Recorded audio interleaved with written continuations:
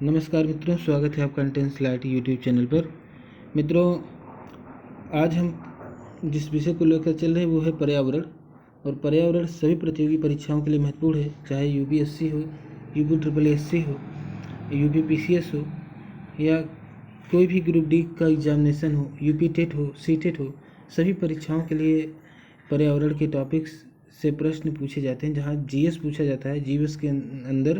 GS के अंदर जो है आपके पर्यावरण के इन्वायरमेंट के जो है क्वेश्चन जो है इंक्लूड किए जाते हैं, तो इसलिए हमें इनको पढ़ना बहुत ज़्यादा ज़रूरी है। वैसे भी सामान्य जागरूकता के लिए भी ज़रूरी है, क्योंकि हम सब पर्यावरण से हैं और पर्यावरण हमसे है। तो पर्यावरण है तो जीवन है, आप कह सकते हैं। आगे बढ़ते हैं। देखिए, टॉपिक है यहाँ पर विशेष सूची दी हुई है, ठीक है। पर्यावरण की विशेष सूचियों में जलवायु परिवर्तन है और इसमें कुछ सब टॉपिक्स हैं जिनको हम देखेंगे। चलिए शुरू करते हैं आज का अपना टॉपिक। देखिए, पहला हमारा जो टॉपिक है, अभी जहाँ तक विशेष सूची ही है सब कुछ। देखिए, पहला क्या है,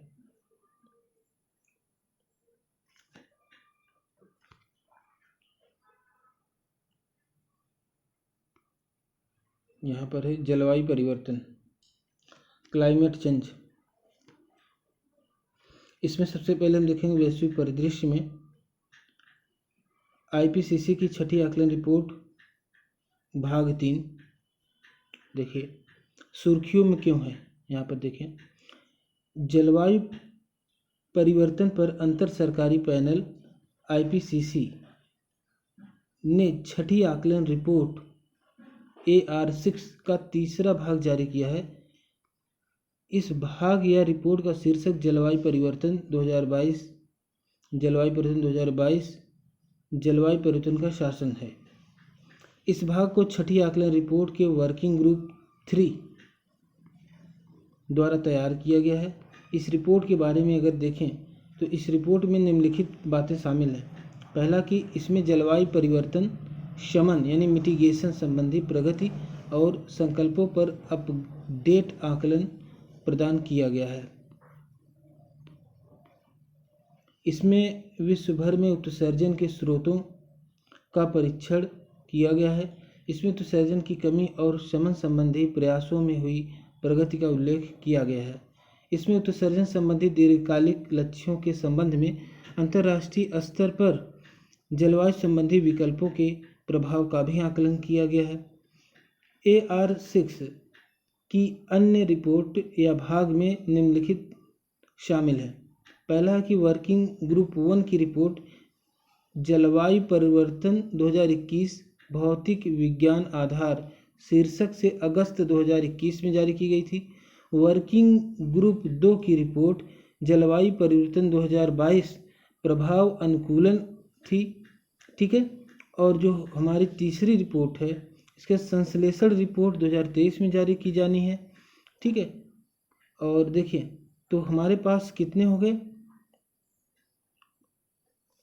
देखिए यहाँ पर है। पहला देखिए, intergovernmental panel on climate change, ठीक है। तो ये आईपीसीसी का फुल फॉर्म है, climate change 2022, mitigation of climate change, climate change 2021, the physical science basis, और climate change 2022 impacts adaptation and vulnerability. तो यहाँ पर एक बार फिर से आप देखें, जो हमारा भाग 3 वाला है, वर्किंग ग्रुप 3 के द्वारा जो जारी किया गया, उसमें रिपोर्ट का शीर्षक क्या है, जलवायु परिवर्तन 2022, जलवायु परिवर्तन का शमन, ठीक है, जलवायु परिवर्तन का शमन।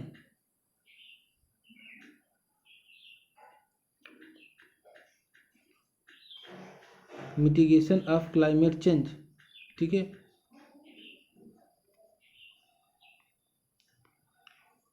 जो हमारा वर्किंग ग्रुप 3 है, इसने क्या दिया है थीम, ये जलवायु परिवर्तन 2022, जलवायु परिवर्तन का शमन, मिटिगेशन ऑफ क्लाइमेट। और इसके अलावा 2 अन्य रिपोर्टें भी हैं, जैसे वर्किंग ग्रुप 1 के द्वारा जो जारी की गई थी 2021 में, जलवायु परिवर्तन 2021 भौतिक विज्ञान आधार, फिजिकल साइंस बेसिस, ठीक है।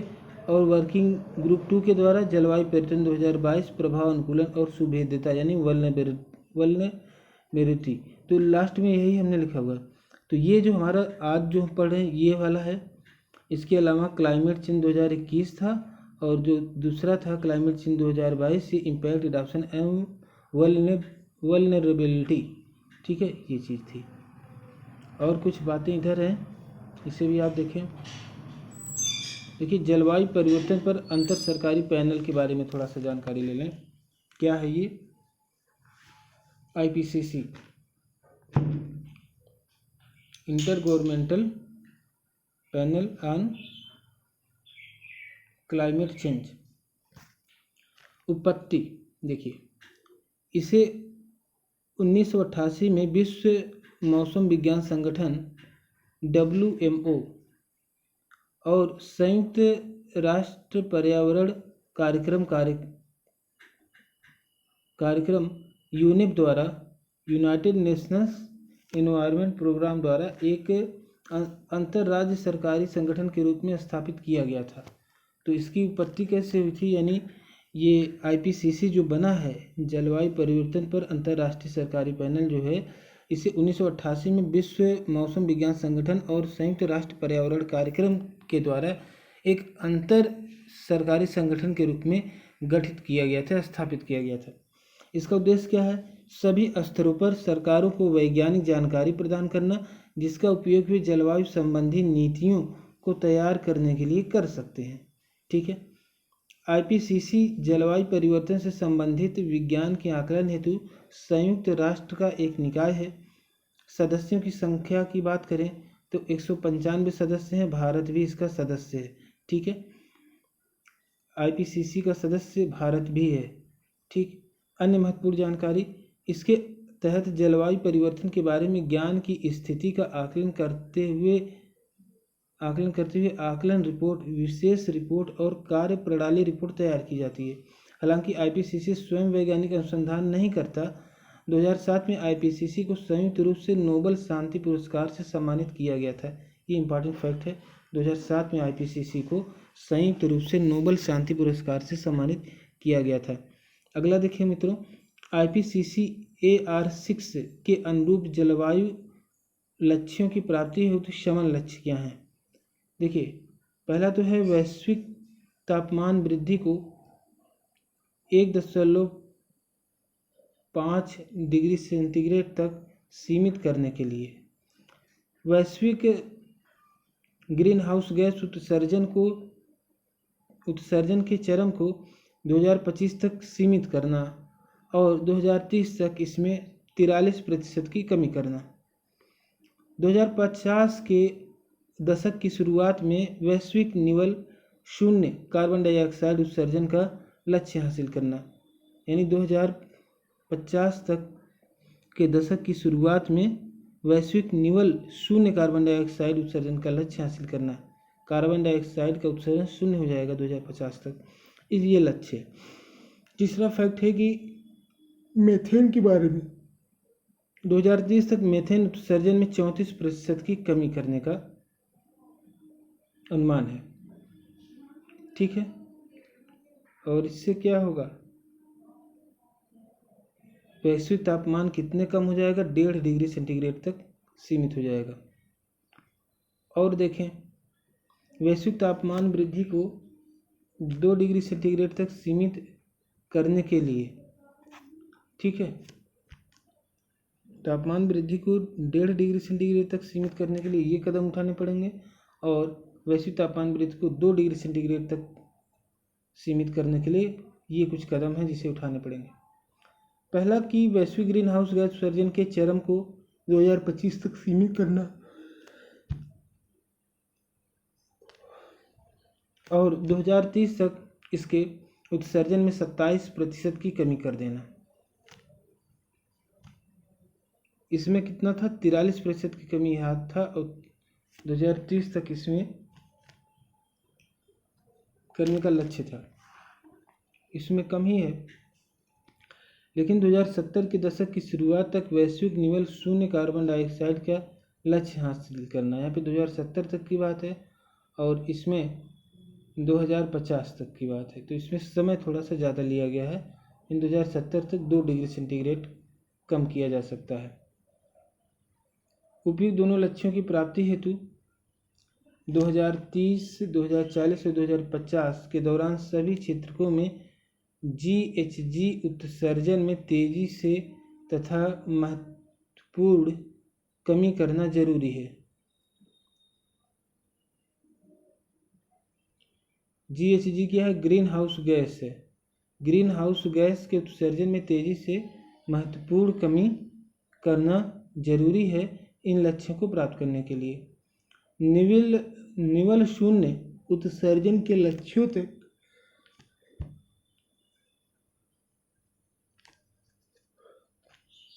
पहुंचने के बाद नकारात्मक कार्बन डाइऑक्साइड के उत्सर्जन के लक्ष्य की ओर बढ़ना होगा। ठीक है, तो ये हो गया। अगला देखें इस रिपोर्ट के निष्कर्ष और अवलोकन। तो देखें उत्सर्जन संबंधी प्रवृत्ति, इमिशन ट्रेंड्स, क्या कुछ है यहाँ पर? मुख्य प्रवृत्ति या निष्कर्ष देखिए यहाँ पर, पहले चार्ट द्वारा इसको समझ लें। वर्ष 2019 में निवल मानव जनित ग्रीन हाउस गैस उत्सर्जन में क्षेत्रवार हिस्सा GT कार्बन डाइऑक्साइड में, तो देखें इसमें क्या दिया है? निर्माण गतिविधियों में 5%, ऊर्जा आपूर्ति क्षेत्र में 34%, और उसके बाद इधर है उद्योग में 24%, फिर कृषि वानिकी और अन्य भूमि उपयोग में 22%, परिवहन में 14%, और ये है इस तरह से है। ठीक है, निवल मानव जनित ग्रीन हाउस गैस उत्सर्जन में अलग अलग क्षेत्रों में कितना उत्सर्जन है वो बात दिखाया गया है यहाँ पे। अब देखिए यहाँ पे वर्ष 2010 से 2019 मानव गतिविधियों से निवल ग्रीन हाउस गैस उत्सर्जन वृद्धि 2010 से 19 के दौरान जारी रही।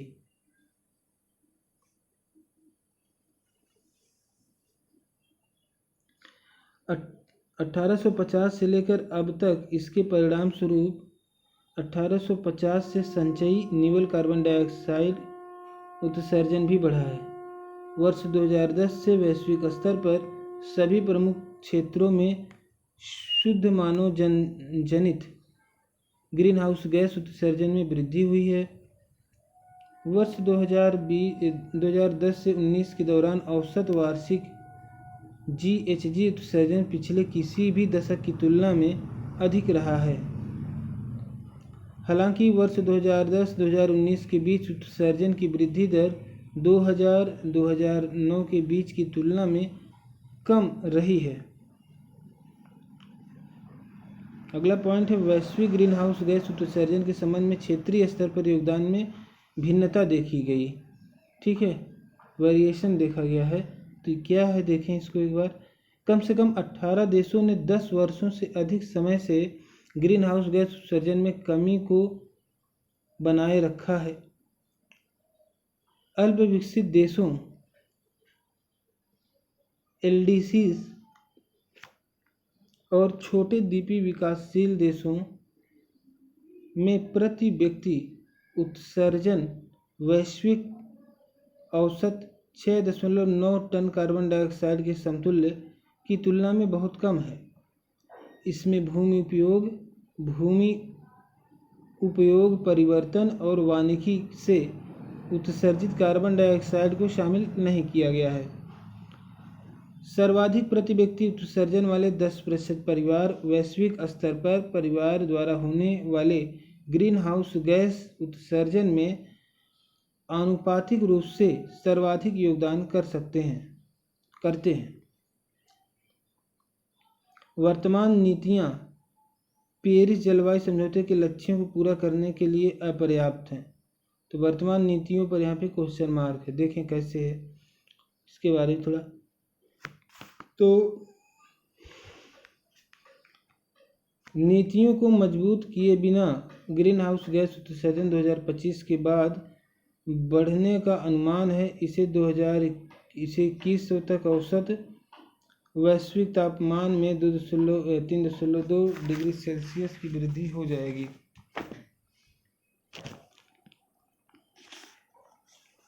उसके बाद है जलवायु वित्त यानी क्लाइमेट फाइनेंस। वित्त की उपलब्धता 2030 तक वैश्विक तापमान वृद्धि को 1.5 डिग्री सेल्सियस तथा 2 डिग्री सेल्सियस तक 2 डिग्री सेल्सियस से नीचे तक सीमित करने के लिए आवश्यक स्तर से 3 से 6 गुना कम है। यानी वित्त की उपलब्धता ही नहीं है उसमें। इन सारे लक्ष्यों को प्राप्त करने के लिए वित्त भी चाहिए, लेकिन वित्त की उपलब्धता नहीं है। तो इस तरह से हमने एक टॉपिक कंप्लीट किया जो जलवायु परिवर्तन से संबंधित था। मित्रों, हम आगे बढ़ते हैं अपने दूसरे टॉपिक पर, जो कि मीथेन इमिशन से है, मीथेन उत्सर्जन से। तो मीथेन उत्सर्जन के बारे में थोड़ा सा हम पढ़ेंगे। देखिए, सुर्खियों में क्यों है? क्योंकि हाल ही में CCAC यानी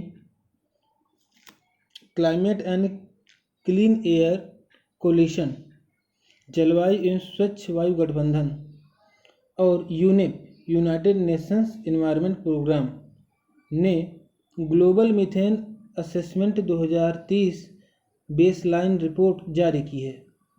global methane assessment 2030 baseline report जारी की है। किसने? CCAC और यूनेप ने। CCAC यानी climate and clean air coalition. ठीक है, क्लाइमेट एंड, ये देखिए यहाँ पे लिखा हुआ, ये साथ में यहाँ पर है इसका full form, climate and clean air coalition, और दूसरा यूनेप यानी यूनाइटेड नेशंस एनवायरनमेंट प्रोग्राम। इन दोनों के द्वारा संयुक्त रूप से एक रिपोर्ट जारी की गई जिसका नाम है global methane assessment 2030 baseline report. अब देखिए क्या कुछ है इसमें। पहले मीथेन के बारे में थोड़ा सा बेसिक जानकारी ले लेते हैं। उम्मीद है कि आपको इतनी जानकारी होगी, लेकिन फिर भी एक बार रिवीजन करेंगे। देखें मीथेन के बारे में, यह रंगहीन तथा गंधहीन गैस है। ठीक है, यह प्राकृतिक गैस का प्राथमिक घटक है। ठीक, प्रभावशाली ग्रीन हाउस गैस क्या होती है? देखिए, वायुमंडलीय जीवन काल इसका कितना होता है? 20 वर्ष होता है, जो कि कार्बन डाइऑक्साइड से भी कम है। दूसरा है ग्लोबल वार्मिंग क्षमता, कार्बन डाइऑक्साइड से 80 गुना अधिक होता है। ग्लोबल वार्मिंग क्षमता का मतलब क्या है? ग्लोबल वार्मिंग क्षमता यानी ये जो ग्लोबल वार्मिंग बढ़ रही है उसको बढ़ाने में बहुत ज़्यादा जो है इसकी भूमिका होती है। निम्नलिखित के लिए उत्तरदायी, ग्लोबल वार्मिंग 25% से भी अधिक के लिए उत्तरदायी अगर कोई है तो अकेले आपका CH4 है, मीथेन गैस। क्षोभमंडल में ओजोन निर्माण में लगभग आधी वृद्धि के लिए, ठीक है, 50% जो है ओजोन निर्माण की वृद्धि में भी ये सहायक होता है। भारत दुनिया के शीर्ष 5 मीथेन उत्सर्जक देशों में शामिल है। ये एक फैक्ट है। शीर्ष 5 उत्सर्जक देशों में भारत शामिल है या नहीं? तो हाँ, शामिल है। ठीक है, ये बात ध्यान रखिएगा। आगे देखें, यहाँ पर इनके स्रोतों के बारे में दिया गया है कि कहाँ से जो है मीथेन गैस उत्सर्जित होता है। इम्पॉर्टेंट है दोस्तों ये भी टॉपिक।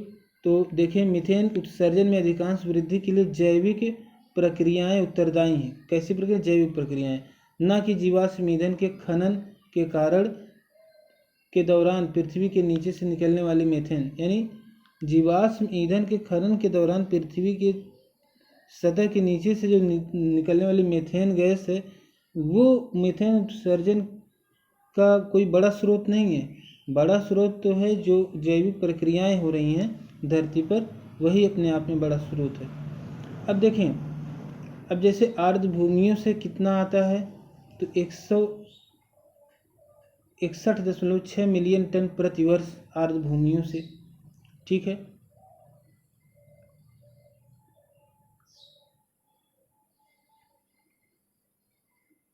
जीवाश्म ईंधन का खनन देखिए यहाँ पर 129.5 जीवाश्म ईंधन के खनन से होता है। जो जीवाश्म ईंधन के खनन से प्राप्त होता है मीथेन, उसको तो वहीं से जो है उनका भंडारण भी कर लिया जाता है, ठीक है, ताकि आगे जो है उसका उपयोग किया जा सके। उसके बाद है पशुधन। 103 मिलियन टन पशुधन से, लैंडफिल और कृषि संबंधी अपशिष्ट से 72 मिलियन टन, लगभग 73 मिलियन टन है।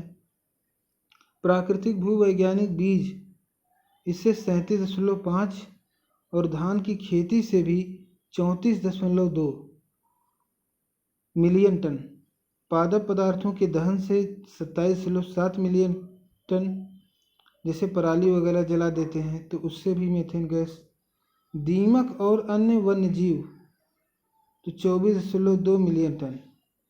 कुल मीथेन में अनुपात की प्रतिशत यहाँ पे दिया हुआ है, इस तरह सारणी में दिखाया गया है। तो एग्जामिनेशन में कई बार पूछता है कि मीथेन गैस के उत्सर्जन के स्रोत कौन कौन से हैं इनमें से, तो आप इन सभी स्रोतों को एक बार जो है अच्छे से ध्यान दीजिएगा। आगे बढ़े मित्रों, देखिए अन्य संबंधित क्या क्या तथ्य हैं।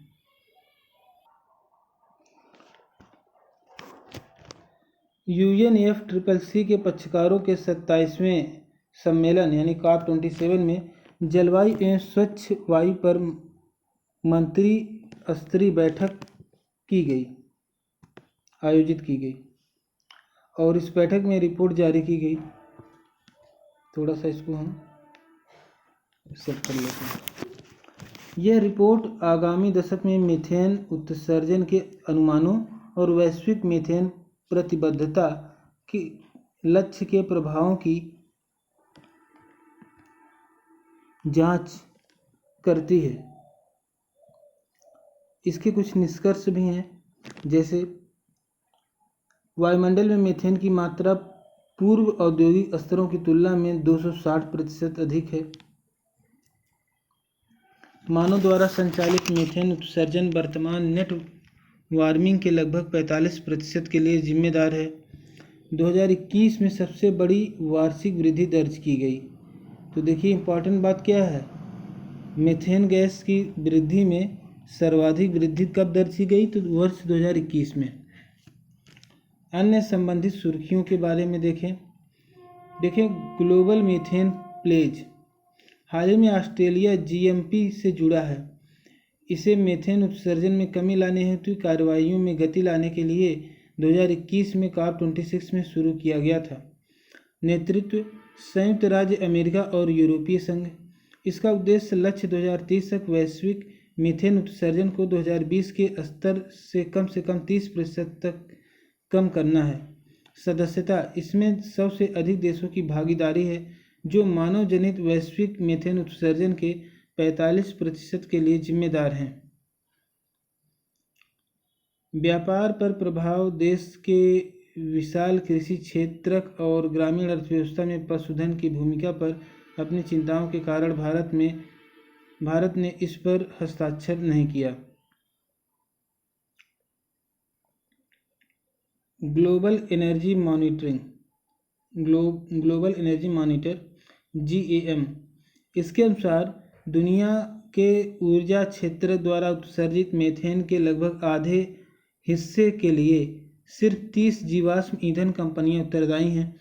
यह एक गैर लाभकारी संगठन है। इसका उद्देश्य स्वच्छ ऊर्जा के लिए विश्वव्यापी आंदोलन के समर्थन में जानकारी को इकट्ठा करना और उसे साझा करना है। अंतर्राष्ट्रीय मीथेन उत्सर्जन वेधशाला international methane emission observatory IMEO एक रिपोर्ट के अनुसार अल्पावधि में जलवायु परिवर्तन से निपटने के लिए मीथेन उत्सर्जन में कटौती सबसे प्रभावी तरीका है। यह 2021 में यूरोपीय आयोग के समर्थन में यूनेप द्वारा शुरू की गई एक पहल है। तो UNFCCC का फुल फॉर्म यहाँ पे दिया गया है UNFCCC का United nation framework convention on climate change, ठीक है। और ग्लोबल मीथेन पेज आगे बढ़ते हैं दोस्तों। इसके उद्देश्य क्या हैं? उद्देश्य जीवाश्म ईंधन क्षेत्र से शुरू करते हुए मीथेन उत्सर्जन में कटौती को प्रोत्साहित करना। ठीक है, जो जीवाश्म ईंधन क्षेत्र से शुरू करते हुए मीथेन उत्सर्जन में कटौती को प्रोत्साहित करना। यह ग्लोबल मीथेन प्लेज का मुख्य कार्यान्वयन सहभागी है। नासा का Earth surface mineral dust source investigation mission. NASA के Earth surface mineral dust source investigation ने मीथेन सुपर एमिटर्स की पहचान की है। Earth surface mineral source investigation mission ने मध्य एशिया, पश्चिम एशिया और दक्षिण पश्चिमी संयुक्त राज्य अमेरिका में मीथेन गैस के 50 से अधिक सुपर एमिटर्स की पहचान करने में मदद की है। सुपर एमिटर्स ऐसे केंद्र उपकरण और अन्य अवसंरचनाएं हैं जिनकी मीथेन उत्सर्जन दर बहुत ज़्यादा है। सुपर एमिटर्स आमतौर पर जीवाश्म ईंधन अपशिष्ट या कृषि क्षेत्रों से संबंधित हैं। चलिए दोस्तों, आज का तीसरा टॉपिक देखते हैं, जिसका नाम है महासागरीय अम्लीकरण और आर्कटिक हिम, ओशियन एसिडिफिकेशन और आर्कटिक आइस। क्या है ये? देखिए, शोधकर्ताओं के एक दल ने आर्कटिक महासागर के पश्चिम क्षेत्र के बदलते रासायनिक संगठन पर चिंता व्यक्त की है। अन्य महासागरों के जल की तुलना में आर्कटिक महासागर में अम्लता के स्तर में 3 से 4 गुना तीव्र वृद्धि को देखते हुए ऐसा निष्कर्ष प्रस्तुत किया गया है। महासागर अम्लीकरण के बारे में। महासागर अम्लीकरण से तात्पर्य दीर्घ अवधि में समुद्र के पीएच मान में कमी से है। समुद्र के पीएच मान में लॉन्ग टर्म में काफ़ी कमी आ गई है, लॉन्ग टर्म में काफ़ी कमी आ जाती है, तो उसको महासागरीय अम्लीकरण कहते हैं।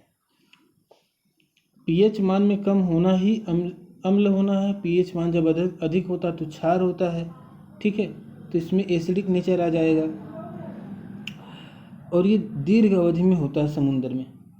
कारण क्या है? मुख्य कारण क्या है? वायुमंडल में कार्बन डाइऑक्साइड के अवशोषण के कारण। वायुमंडल में कार्बन डाइऑक्साइड के अवशोषण के कारण ऐसा हो रहा है। महासागरीय अम्लीकरण के संभावित दुष्प्रभाव क्या हो सकते हैं? एक स्वस्थ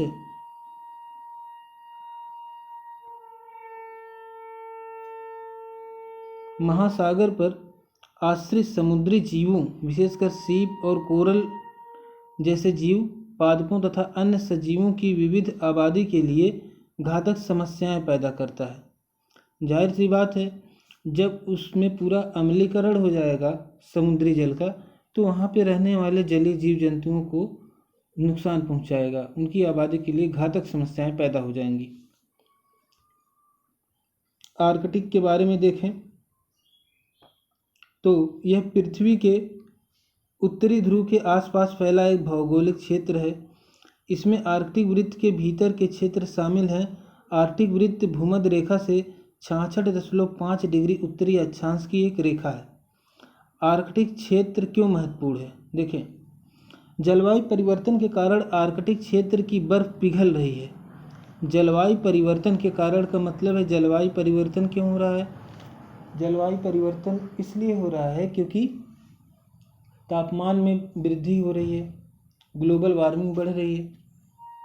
ठीक है, सारे टॉपिक क्लाइमेट चेंज से ही रिलेटेड हैं। चाहे सबसे हमने पहले ग्रीन हाउस गैस के बारे में पढ़ा, उसके बारे में जो रिपोर्ट आई थी, और दूसरा हमने पढ़ा मीथेन के बारे में, क्योंकि मीथेन अपने आप में एक ग्रीन हाउस गैस है।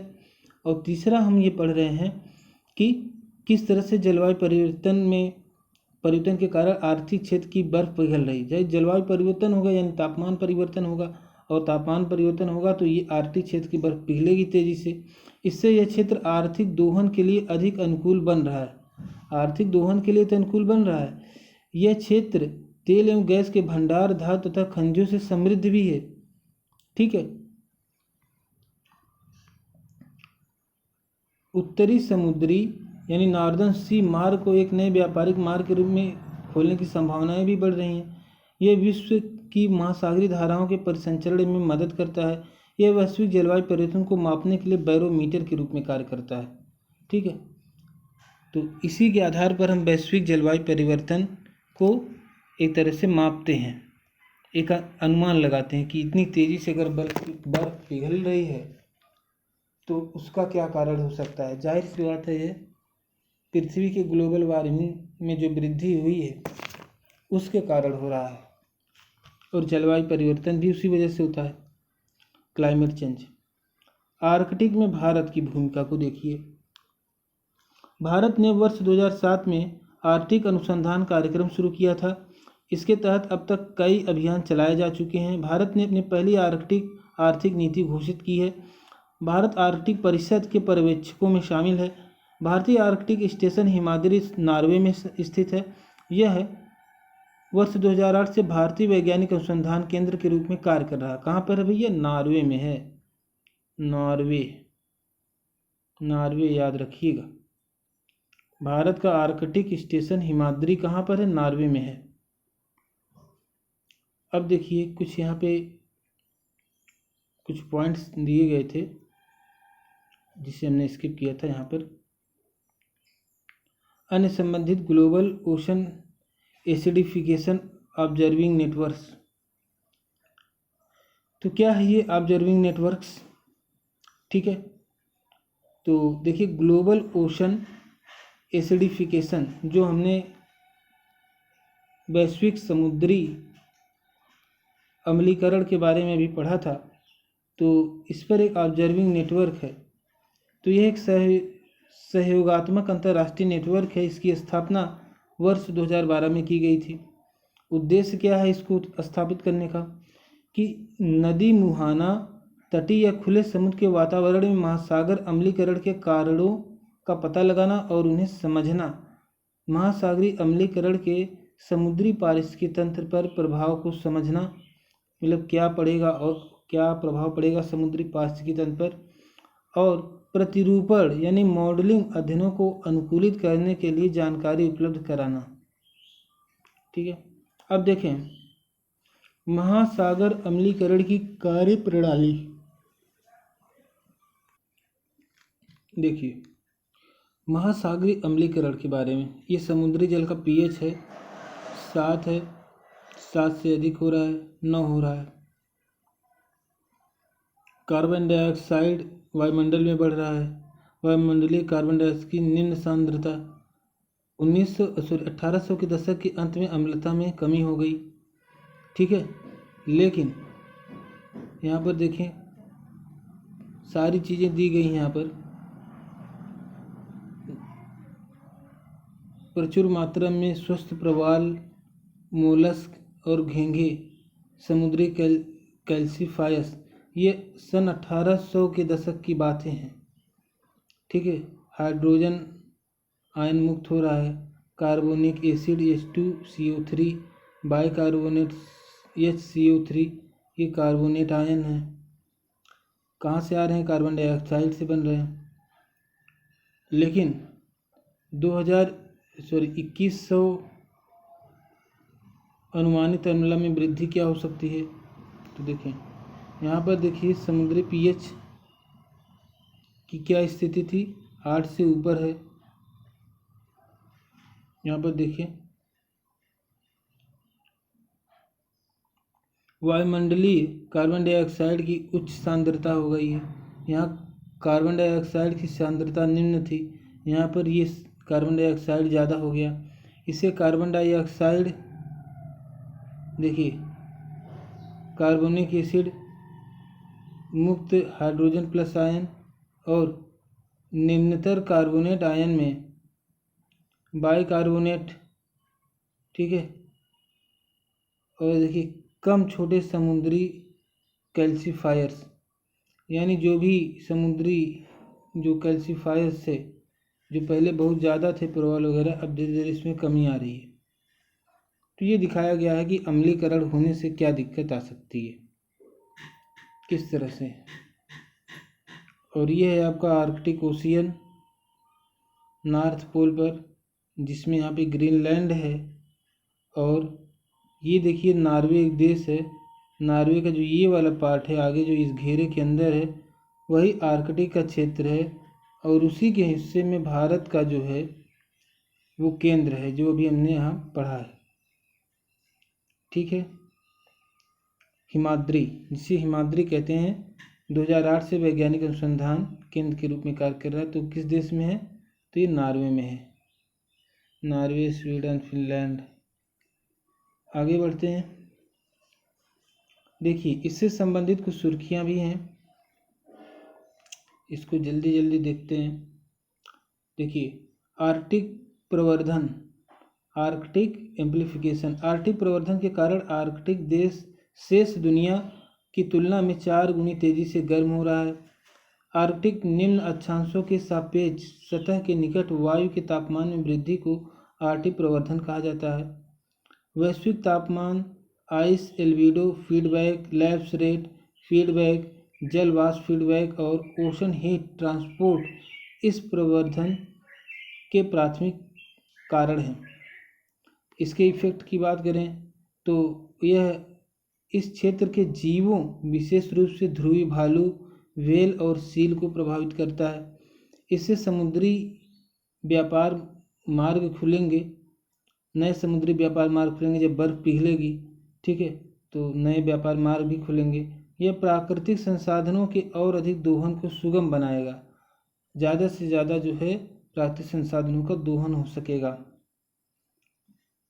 ज़ोंबी आइस क्या है?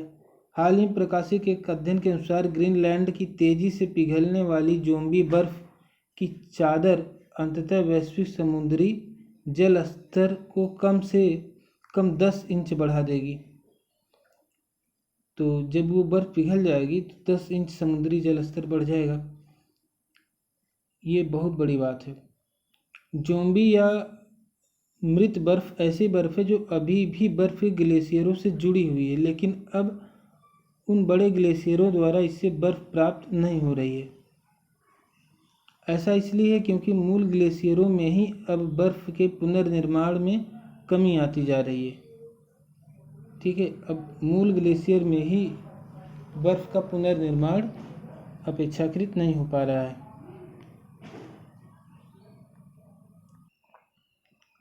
आर्कटिक रिपोर्ट कार्ड 2022, इसे जारी किसने किया है? तो इसका जारी करता है US national oceanic and atmospheric administration.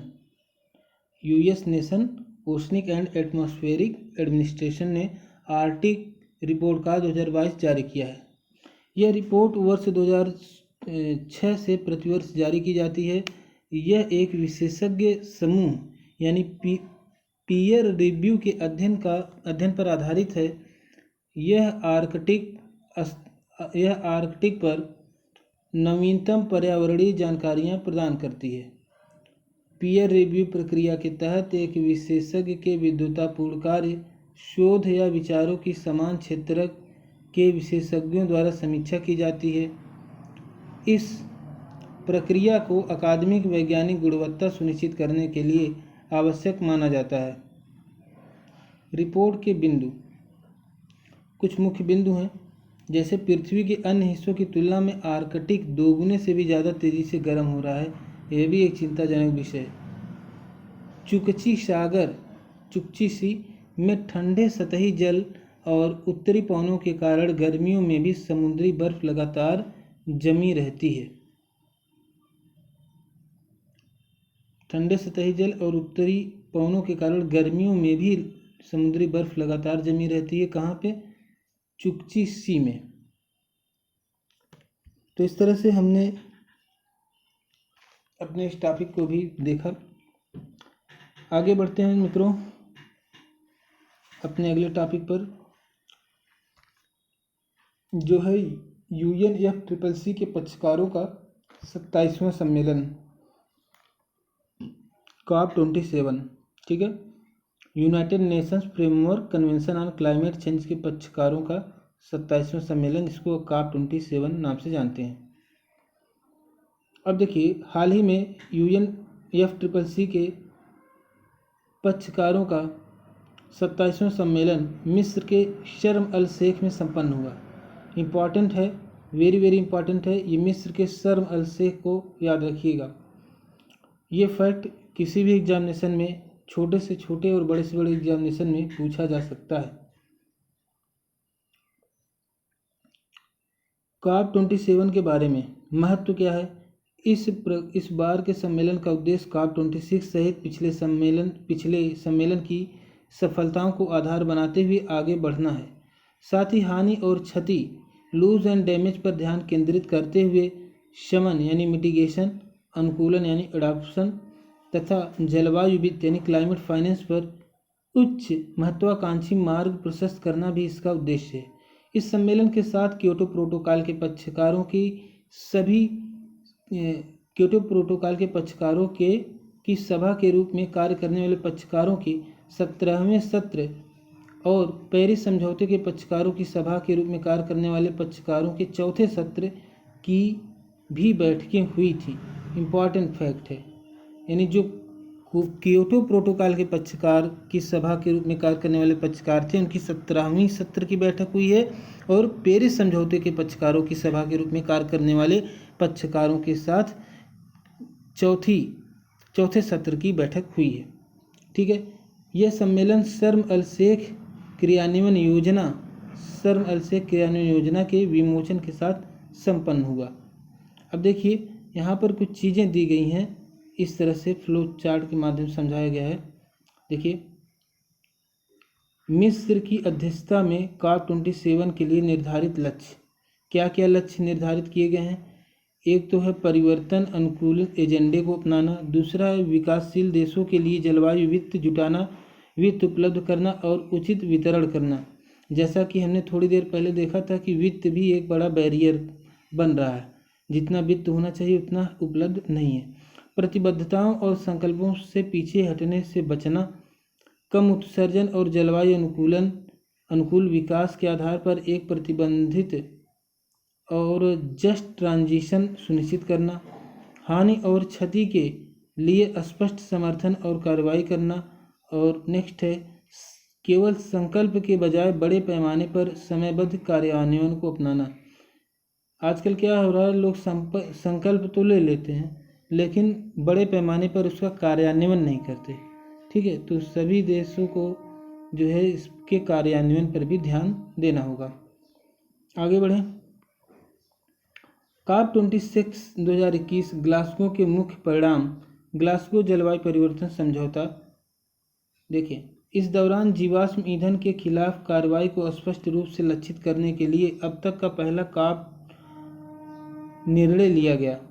इसमें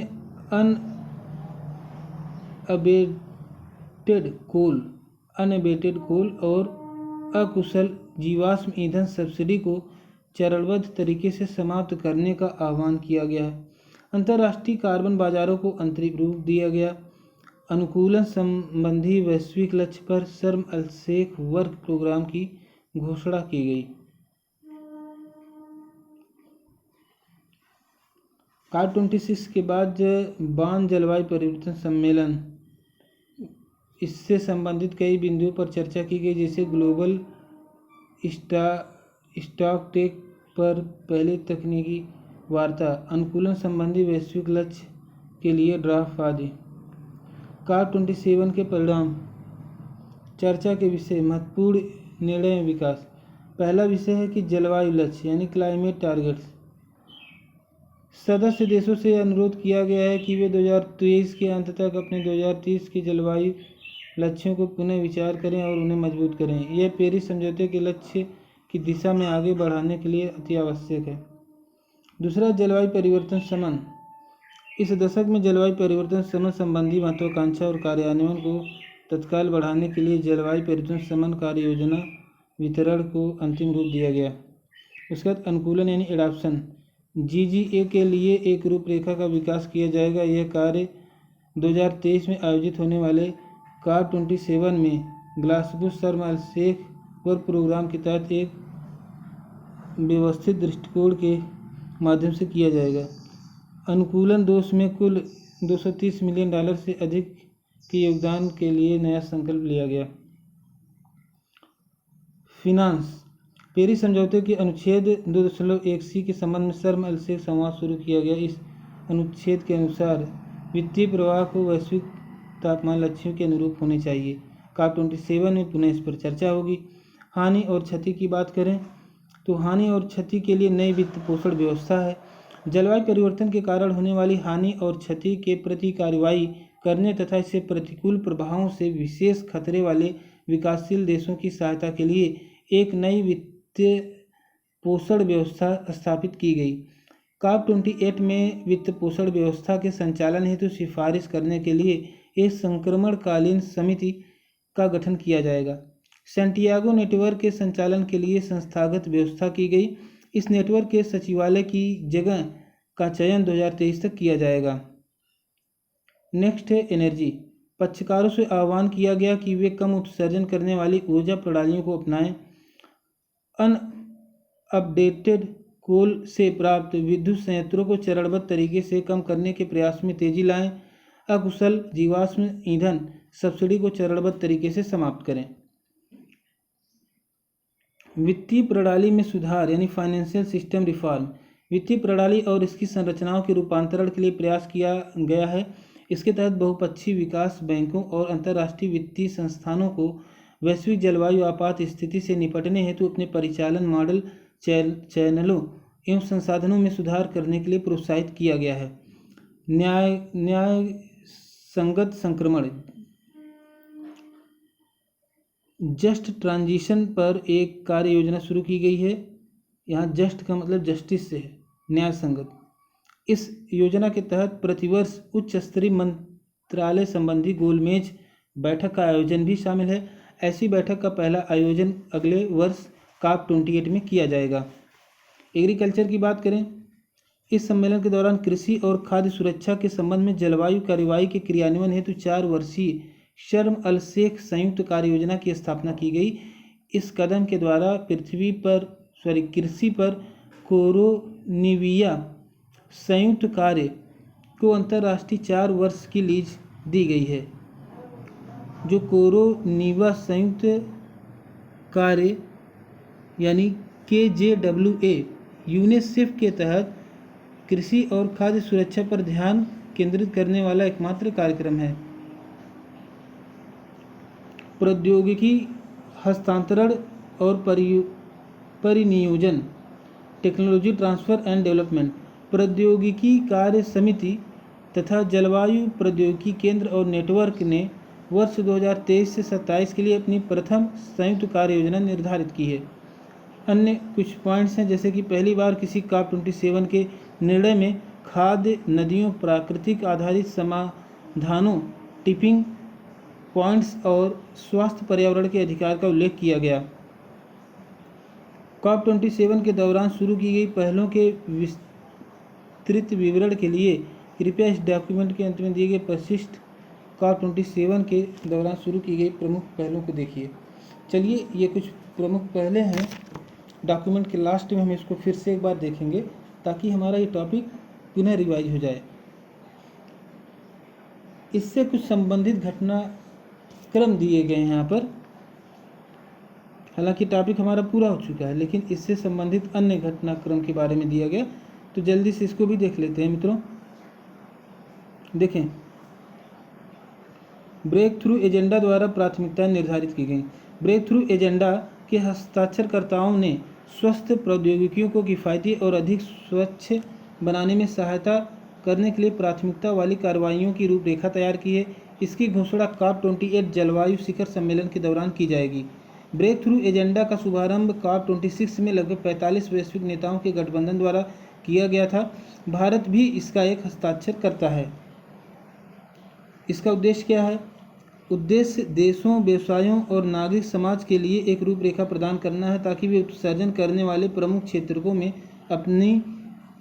अपना कार्रवाइयों द्वारा मजबूत कर सकें। प्राथमिकता वाली कार्रवाइयों का उद्देश्य 5 प्रमुख क्षेत्रों में विकार्बनीकरण को गति देना है। इन क्षेत्रों में विद्युत, सड़क परिवहन, इस्पात, हाइड्रोजन और कृषि शामिल हैं। प्राथमिकता वाली कार्रवाइयों में निम्नलिखित के लिए समझौते शामिल हैं। पहला, निम्न उत्सर्जन और निवल शून्य उत्सर्जन वाले इस्पात, हाइड्रोजन एवं संधारणीय बैटरियों के लिए सामान्य परिभाषाएं विकसित करना। आवश्यक अवसंरचना परियोजनाओं के विस्तार में तेजी लाना। पेरिस समझौते के अनुरूप प्रदूषणकारी वाहनों के उपयोग को समाप्त करने के लिए एक साझा लक्ष्य तिथि निर्धारित करना। हरित औद्योगिक वस्तुओं की वैश्विक मांग को बढ़ाना। कृषि अनुसंधान, विकास और प्रदर्शन में निवेश को बढ़ावा देना।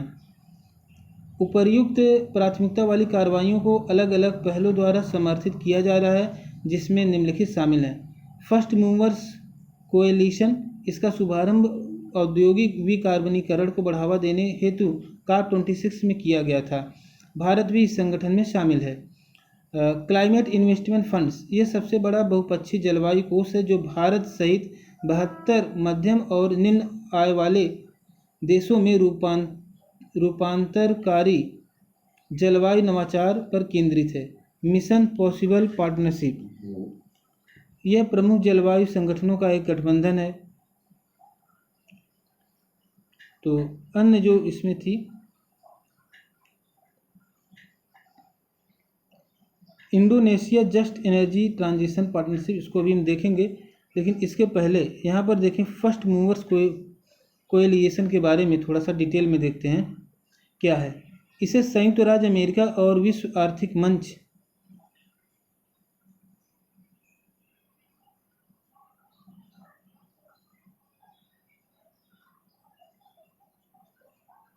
संयुक्त राज्य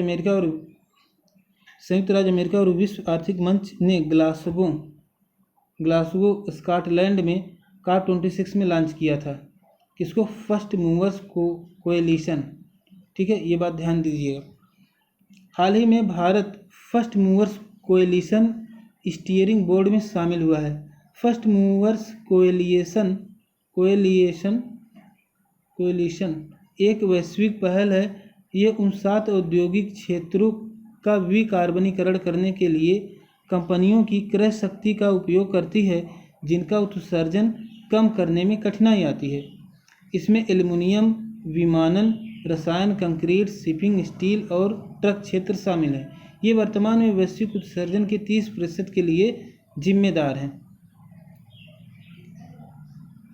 यह शून्य कार्बन प्रौद्योगिकियों के व्यवसायीकरण पर लक्षित है। साथ ही यह नेट जीरो लक्ष्य की प्राप्ति के लिए आवश्यक महत्वपूर्ण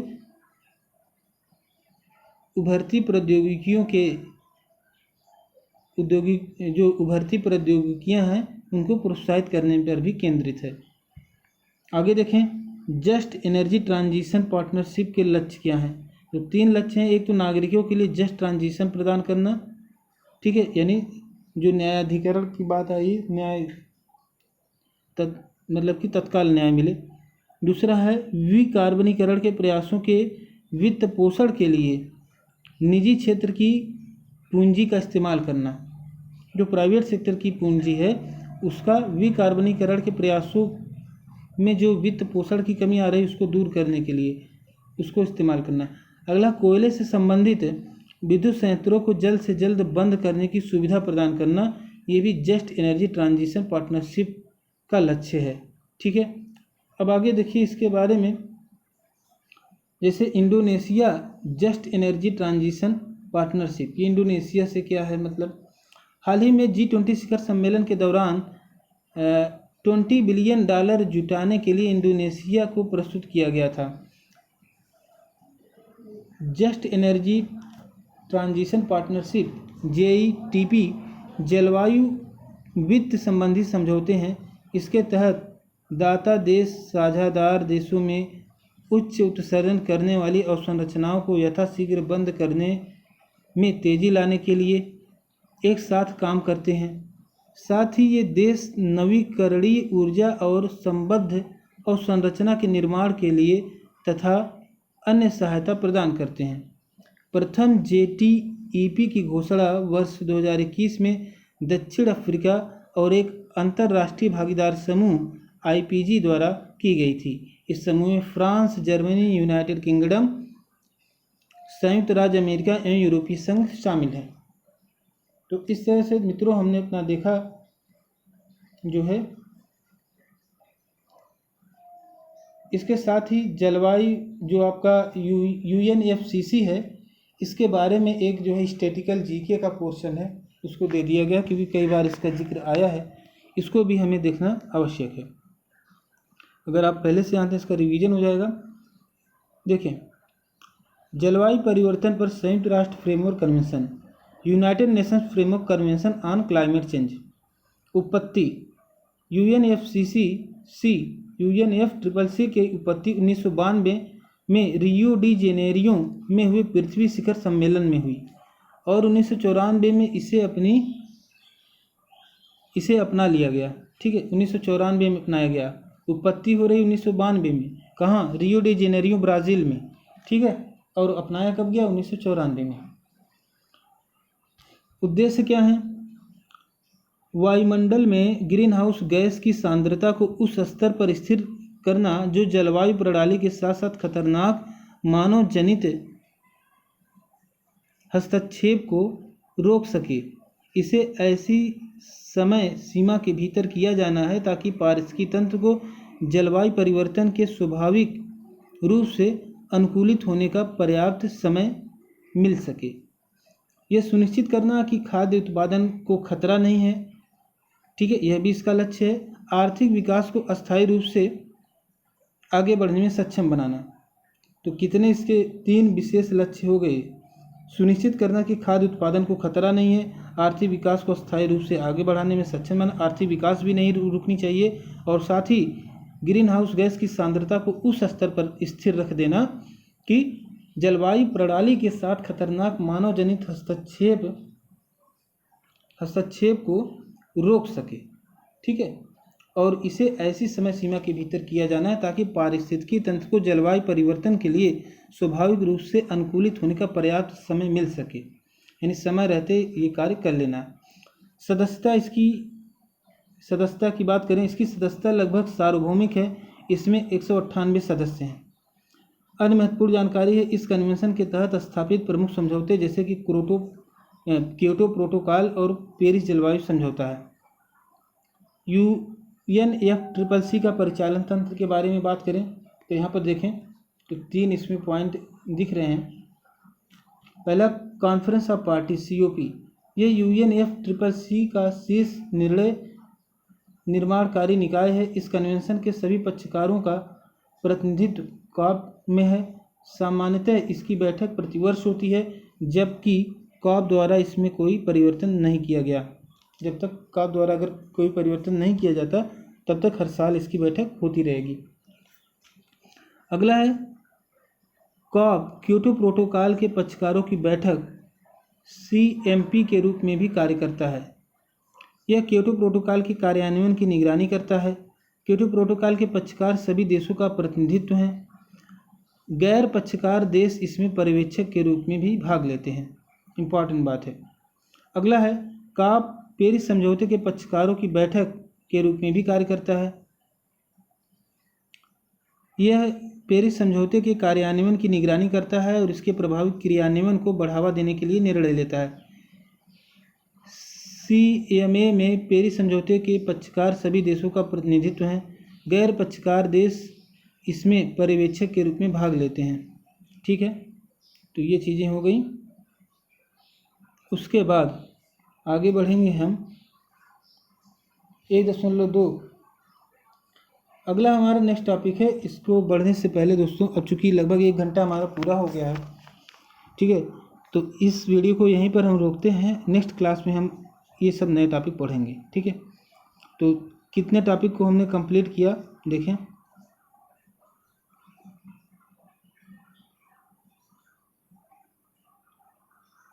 तो हमने क्या क्या पढ़ा, ये IPCC की 6ठी आकलन रिपोर्ट पढ़ी है, वैश्विक परिदृश्य में मीथेन उत्सर्जन को पढ़ा है, महासागरीय अम्लीकरण और ठीक है आर्कटिक हिम के बारे में पढ़ा है। उसके बाद अंतर्राष्ट्रीय सम्मेलन अब इस समय और पहले हमें पढ़ने हैं, जिसमें कि UNFCCC के पक्षकारों को 27वां सम्मेलन हमने पढ़ा है। ठीक है, यहाँ तक हमने पढ़ा है।